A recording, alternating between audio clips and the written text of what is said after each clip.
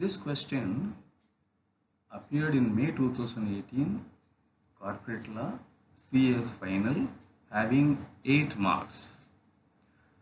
This question covers topics from section number 149(4), 149(6), section number 177(3) and section number 197(5). Applicability of 149 for government companies.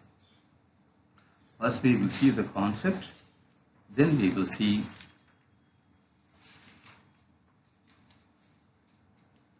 the fact and the questions thereon and the answers therefore. Section number 149 deals with every company must have a board. Certain companies are required to have independent directors. Section 149(4) talks about the requirement of independent directors, which says every listed public company shall have at least 1/3 of the total number of directors as independent directors, and the central government may prescribe the minimum number of independent directors required for a class or classes of companies. Rule number 4 of the Companies Appointment of Directors Rules 2014 prescribes the unlisted public companies satisfying one or more of the 3 criteria given under rule number 4 shall have at least 2 minimum independent directors, or such either higher number which is required under any other law for the time being in force, or by the audit committee composition if it is required, they shall have higher number of independent directors, 2 or higher numbers. The criteria for an unlisted company, unlisted public company to have an independent directors are either of the 3. 1, the paid up capital of that public company is rupees 10 crores or more. The turnover of that public company is 100 crores or more, or the outstanding aggregate deposits, debentures and loan is exceeding rupees 50 crores or more as per the last audited financial statement.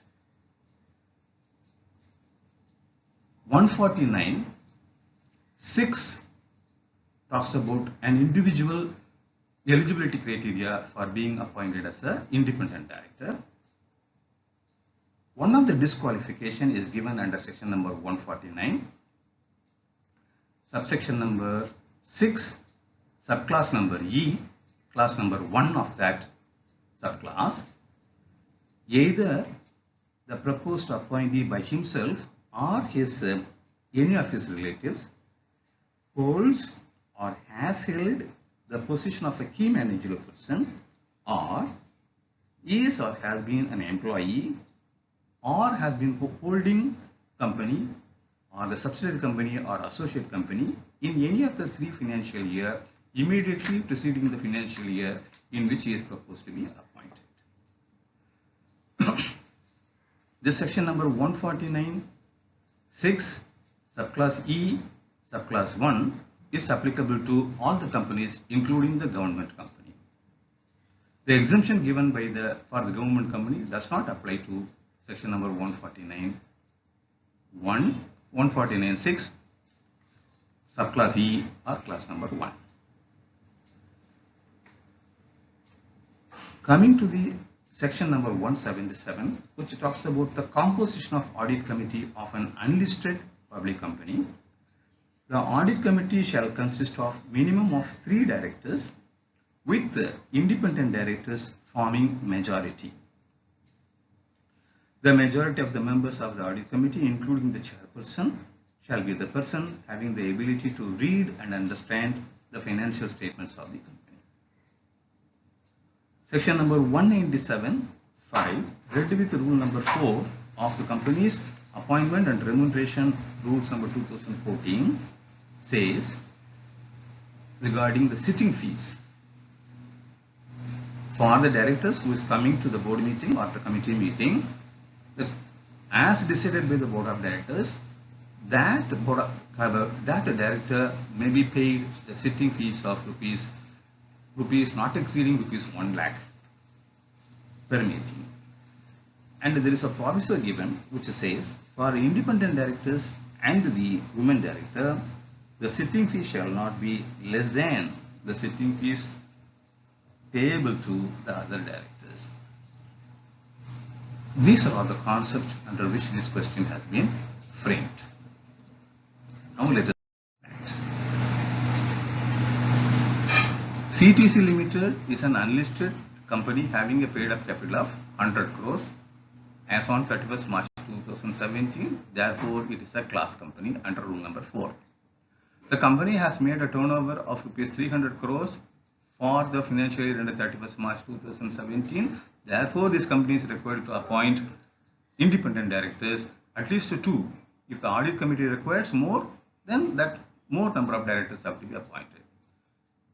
Then, the AOA provides for payment of sitting fees for each board meeting, subject to a maximum of 40,000 rupees per meeting. So therefore, this company's AOA provides for 40,000 rupees per meeting as the sitting fees, which is less than 1 lakh as permitted under rule number 4.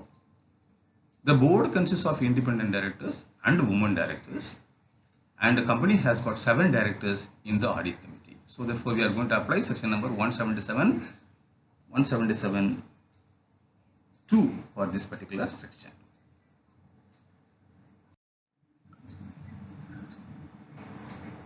Now, Mr. P, working as a financial advisor of the company, has been appointed as a CFO as on 1st April 2015. CFO is one of the key managerial person. He retired from the service on superannuation on 31st March 2016. He is in receipt of a monthly pension of rupees 80,000 from the company. It is proposed to appoint Mr. P as an independent director of the company. Last point, the board proposes to fix the sitting fees of rupees 50,000 rupees per meeting to the independent director and 30,000 rupees per meeting to the women director, taking into the experience and the qualification. Now we will analyze the first question. There are 5 questions asked. Whether appointment of Mr. P as an independent director is valid. 2. Fixing of sitting fees of rupees 50,000 to independent directors and 30,000 to women director, whether it is right. How many minimum number of independent directors to be appointed by this unlisted public company, and the maximum sitting fees can be paid to a director. And finally, what would be your advice if the appointment of Mr. P, if the company happened to be a government company? Let us see one by one. The fact given, Mr. P was working as a financial advisor and he has been designated as a CFO, therefore key managerial person, and he retired from the service on superannuation on 31st March 2016, and he is in receipt of a monthly pension of rupees 80,000 rupees. It is proposed to appoint him as an independent director for the year ending 2017-18. So 3 years before, from 15-16, he has been working as an employee, key managerial person of the company. Therefore, section number 149(6) subsection E1 will apply. He is not eligible. P had been in employment with the company in one of the 3 financial years immediately preceding the financial year in which he is proposed to be appointed. This amount to be a disqualification under section 149(6) E1 of the Act. Hence, he cannot be appointed as an independent director. Further, he has been in receipt of a pension of rupees 80,000 rupees per month, which is again a disqualification under section number 149(6)(c) of the Act. Therefore, essence, Mr. P is not eligible under section 149(6) subclass number E, subclass number 1 of the Act. Therefore, the proposal is invalid. Sitting fee.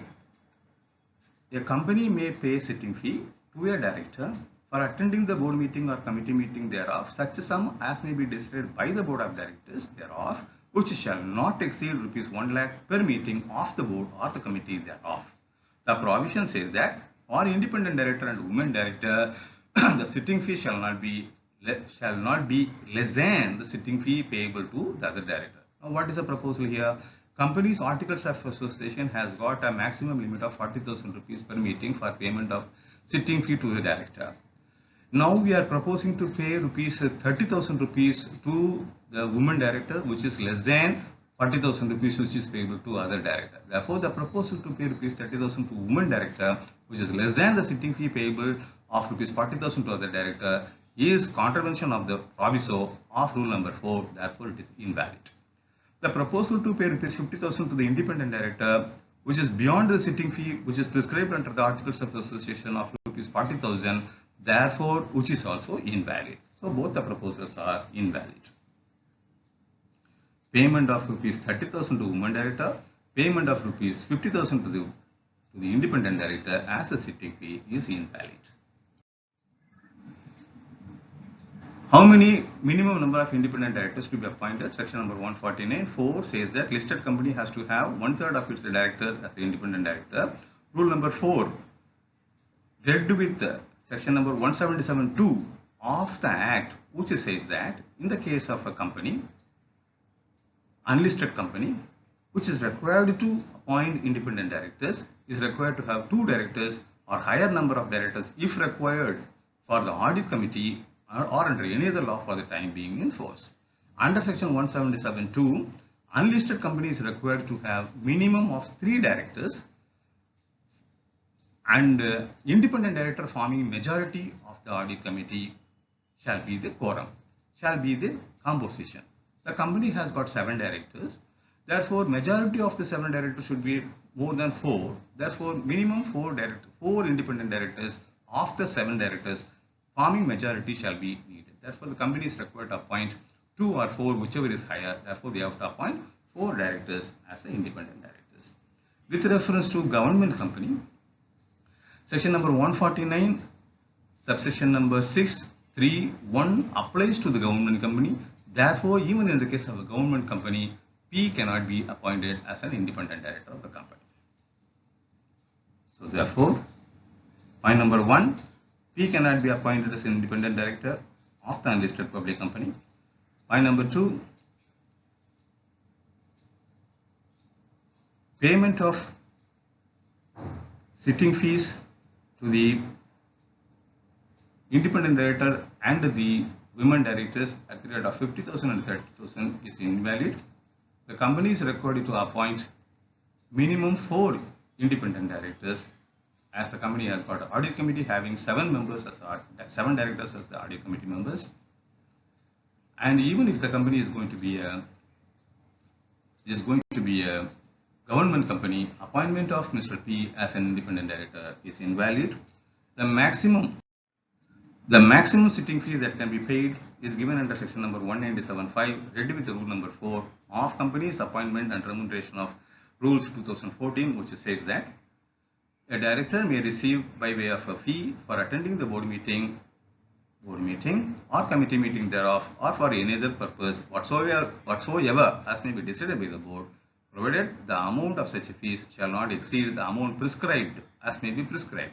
In rule number 4, it has been prescribed it shall not exceed rupees 1 lakh per meeting. Provided further that the different fees for different class of companies in respect of independent directors may be prescribed.